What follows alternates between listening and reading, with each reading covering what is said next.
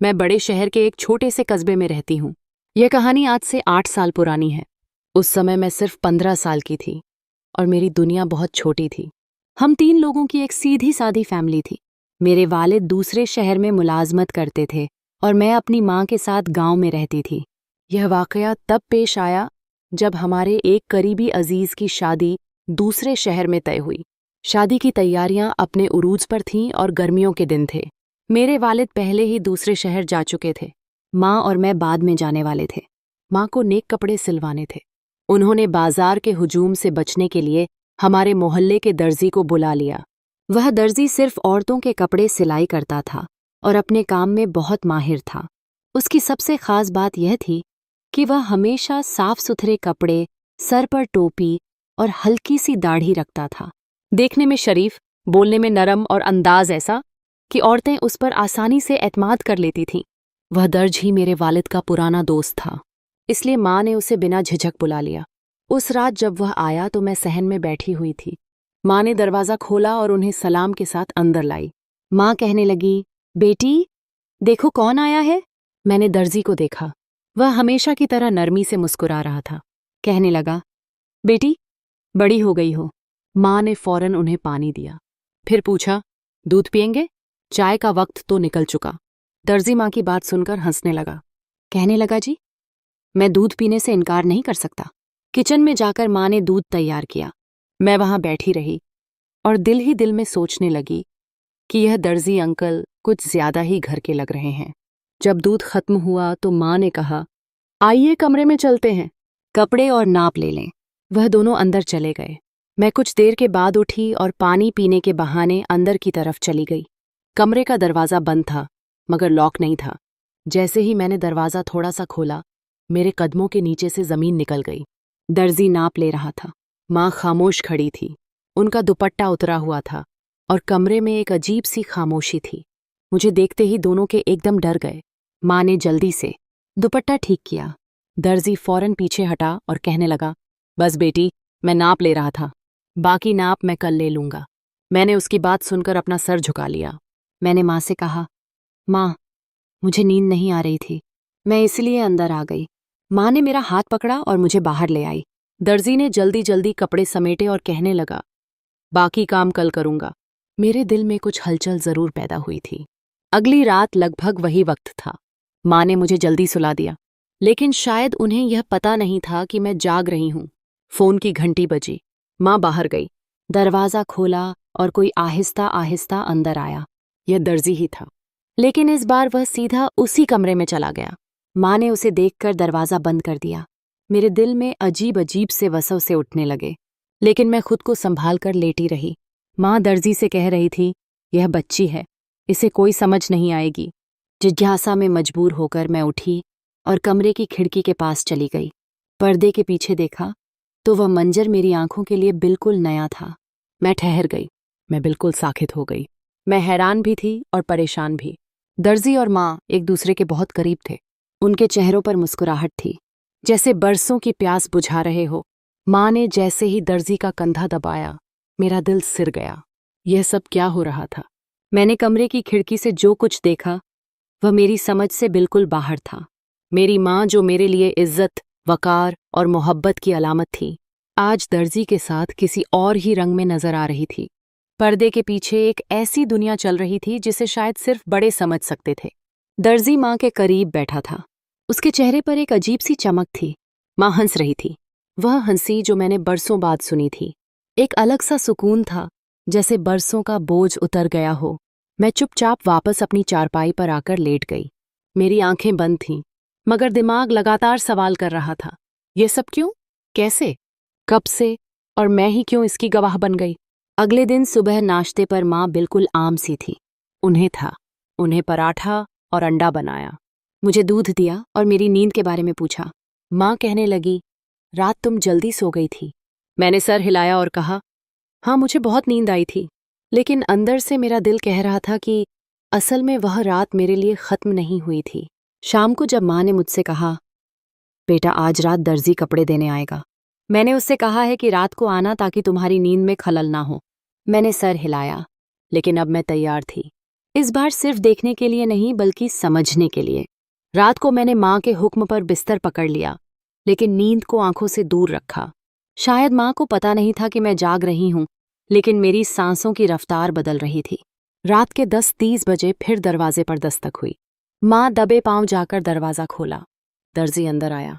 उसके हाथ में एक बैग था, शायद कपड़ों का बैग। माँ ने आहिस्ता से दरवाजा बंद किया और उसे सीधा दूसरे कमरे में ले गई। मैं आराम से उठी और फिर उसी खिड़की के पास चली गई।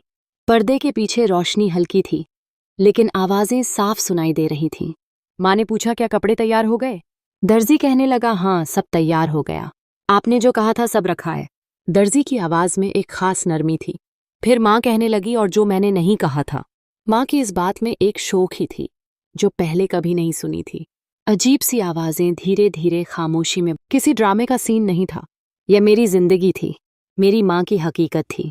करीब आधे घंटे बाद मैं वापस अपनी जगह पर आ चुकी थी। मैं सोने की अदाकारी कर रही थी जब तक माँ मेरे कमरे में वापस ना आ जाए। जब माँ लौटी, उनके चेहरे पर नमी फैली हुई थी, जैसे वजू किया हो या कुछ छुपाने की कोशिश। उन्होंने मेरे सर पर हाथ फेरा और आहिस्ता से कहा, बेटी तुम बहुत अच्छी हो, हमेशा मेरे करीब रहना। मैंने आंखें बंद रखीं, मगर दिल में अजीब सा दर्द पैदा हो रहा था। अगले दिन एक नया रुख सामने आया।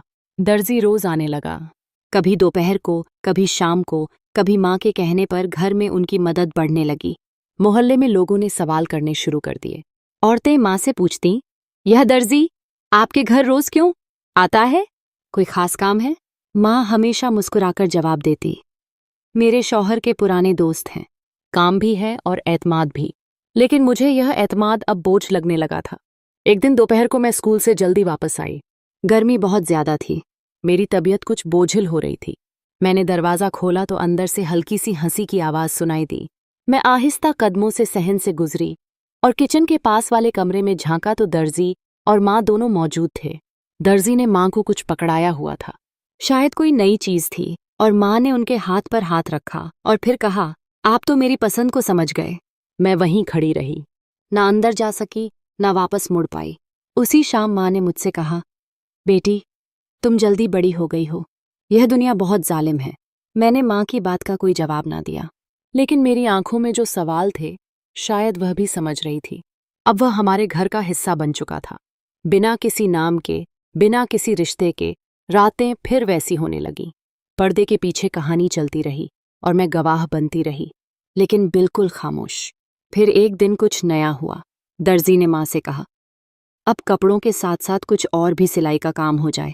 माँ ने हंसकर कहा, तुम तो हद करते हो। लेकिन उनके चेहरे पर नाखुशी नहीं थी, बल्कि एक खास किस्म की तसल्ली थी। एक ऐसी तसल्ली जो उस दिन से लेकर आज तक मेरे जहन में महफूज है। माँ और दर्जी के दरमियान जो भी ताल्लुक था, वह रोजमर्रा की जिंदगी में बहने लगा था। मैं चुप थी, लेकिन बेखबर नहीं थी। अब वह दिन चले गए थे जब दर्जी सिर्फ नाप लेने आता था। अब उसके हाथों में सिर्फ फीता नहीं होता था, बल्कि उसकी नजरें कुछ और तलाश कर रही थीं। माँ के चेहरे पर भी वही सुकून था जो पहले मैंने सिर्फ पुरानी फिल्मों में देखा था। रात हुई तो दर्जी फिर आया। अब वह रोज आने लगा था, लेकिन रात को उसका आना किसी तयशुदा मुलाकात जैसा होता। माँ ने मुझे कहा, बेटी जल्दी सो जाओ, कल तुम्हें स्कूल भी जाना है। मैं बिस्तर पर लेट चुकी थी, लेकिन आंख बंद नहीं कर सकी। रात 10-100 बजे दरवाजा खुला और वही हल्की सी दस्तक जैसे बरसों की पहचान हो। आवाजें खत्म हुईं और घर में एक खामोशी शुरू हो गई। इस बार मैं ना चारपाई से उठी, ना खिड़की तक गई। मैं बस अपनी जगह लेटी रही। दिल में वही सवाल था, यह जो हो रहा है, क्या यह अब मामूल बन चुका है? खैर, सुबह माँ बहुत खुश लग रही थी। नाश्ता देने के बाद मुझसे कहने लगी, बेटी दर्जी कह रहा था कि अब सिलाई के साथ साथ अगर कोई और काम हो तो बता देना, वह हर काम सलीके से करता है। मैंने पहली बार माँ की बात में छुपी गहराई को महसूस किया। अगले दिन छुट्टी थी। माँ ने सफाई का बहाना बनाकर मुझे सहन के एक कोने में बिठा दिया, खुद अंदर कमरों की सफाई करने लगी। दर्जी दिन के वक्त आ चुका था। उसके हाथ में सफेद कपड़ों वाला कवर था और चेहरे पर वही नरमी, वही पुराना बोलबाला। कहने लगा, आज दोपहर को वक्त निकाला, आपने कहा था दिन में बेहतर रहेगा।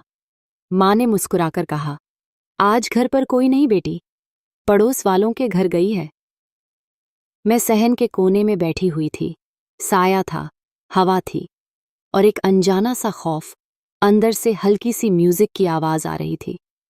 रेडियो बंद हुआ और फिर कमरे में खामोशी होने लगी। उसके बाद सरगोशियां गूंजने लगीं, माँ की हंसी, दर्जी की आहिस्ता बातें और कभी कभी चारपाई की हल्की आवाज। मैं यह सब सुन रही थी।